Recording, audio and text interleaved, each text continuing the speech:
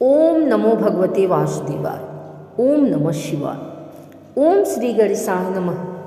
हे भक्तजनों, आज हम आप सभी के समक्ष सनातन धर्म की अत्यंत पावन और चमत्कारी कथा, द्वादशी व्रत की अद्भुत कथा श्रद्धा और भक्ति के साथ प्रस्तुत कर रही हूँ।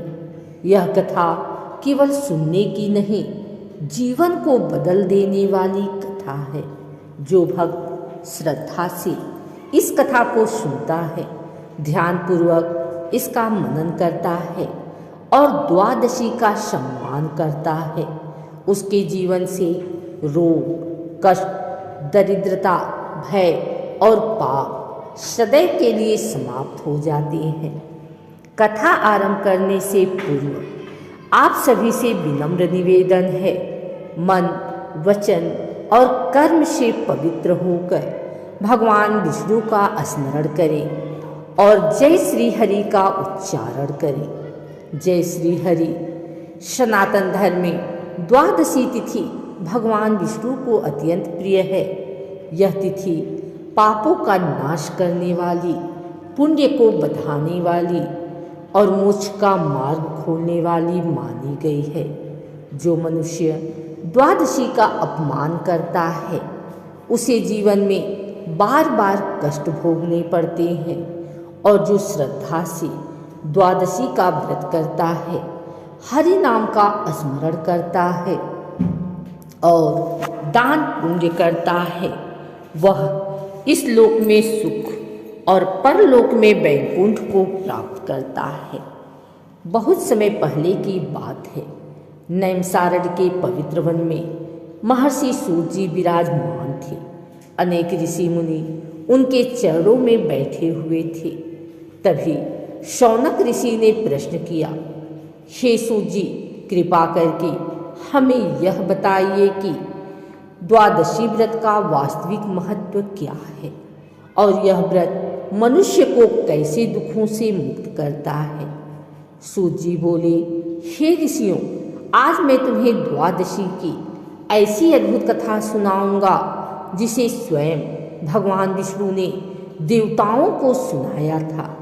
यह कथा सुनने मात्र से मनुष्य का जीवन पवित्र हो जाता है। प्राचीन काल में हरिपाल नाम का एक धर्मपरायण राजा था। वह प्रजा का पालन करता था, न्याय प्रिय था, लेकिन एक दोष था, वह द्वादशी का व्रत नहीं करता था। राजा एकादशी तो करता, पर द्वादशी को भोजन कर लेता और नियमों का पालन नहीं करता। एक दिन राजा ने द्वादशी के दिन ब्राह्मणों को भोजन नहीं कराया, दान नहीं किया और अहंकार में भोजन कर लिया। कुछ ही समय में राज्य में अकाल पड़ा। राजा गंभीर रोग से ग्रसित हो गया। सुख शांति नष्ट हो गई। राजा घबरा गया। राजा ने महर्षि वशिष्ठ को बुलाया। ऋषि ने कहा, हे राजन, यह सब द्वादशी के अपमान का फल है। यदि मुक्ति चाहते हो तो द्वादशी व्रत को विधि पूर्वक करो। राजा ने संकल्प लिया।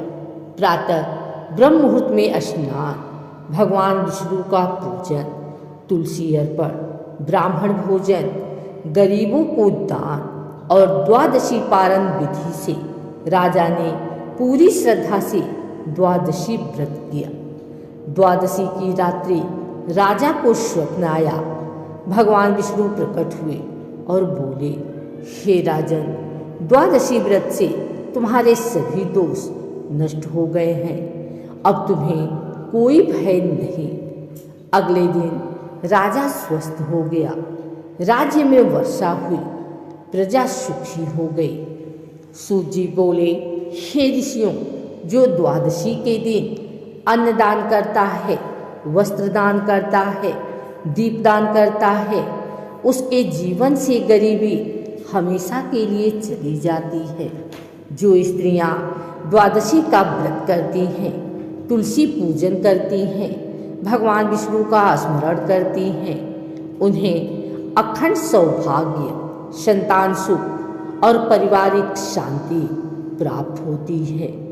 जो व्यक्ति द्वादशी की कथा सुनता है, दूसरों को सुनाता है, उसके पितृ तृप्त होते हैं, कुल का उद्धार होता है और वैकुंठ की प्राप्ति होती है।